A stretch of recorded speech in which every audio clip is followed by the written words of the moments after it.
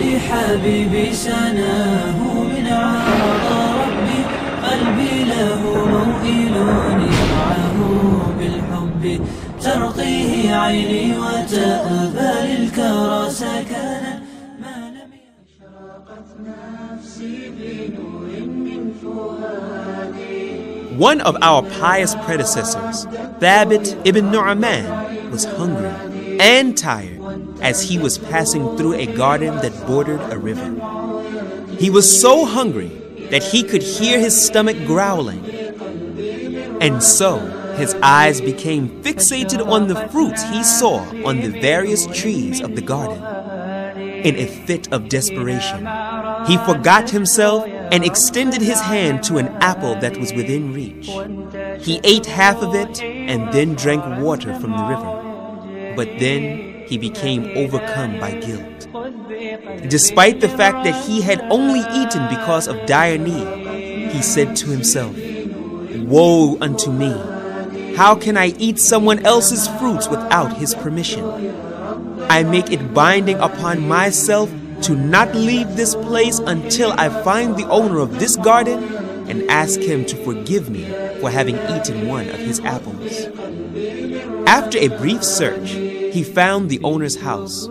He knocked on the door, and the owner of the garden came out and asked him what he wanted. Thabit ibn Nu'man said, "I entered your garden that borders the river, and I took this apple and ate half of it.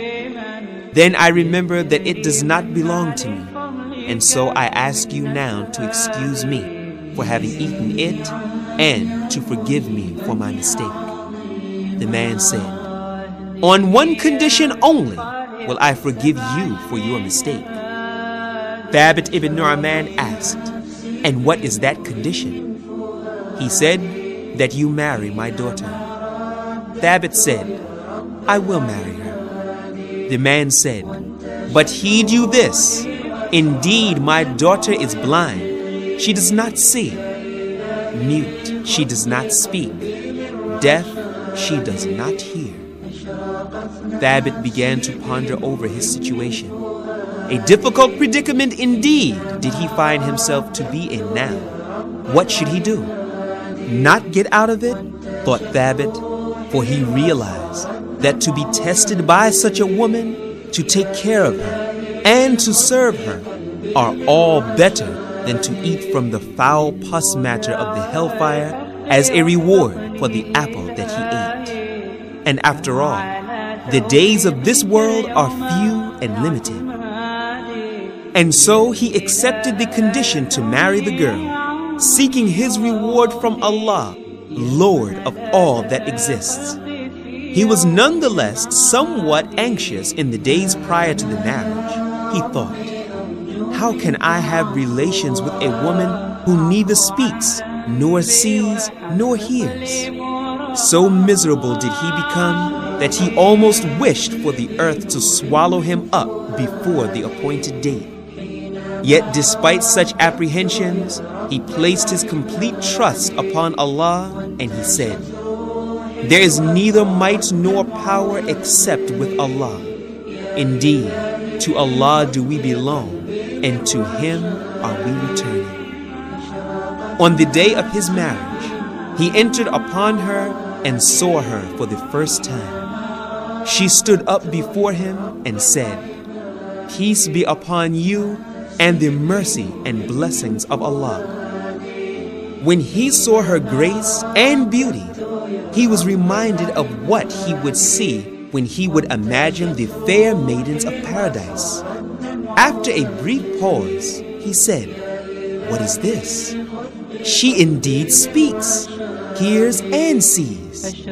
He then told her what her father had said earlier.